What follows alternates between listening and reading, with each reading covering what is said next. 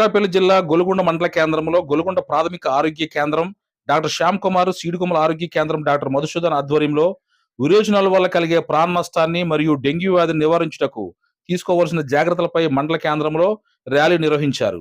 ఈ సందర్భంగా doctor Shyam Kumar, doctor Madhusudan మాట్లాడుతూ, పిల్లలకు విరోచనాల సమయంలో మరియు విరోచనాల అనంతరం తల్లి పాలు, ఇతర నోట్ల ద్రవాలు మరియు అనుబంధ ఆహారము నిర్వీర్యంగా ఇవ్వాలి.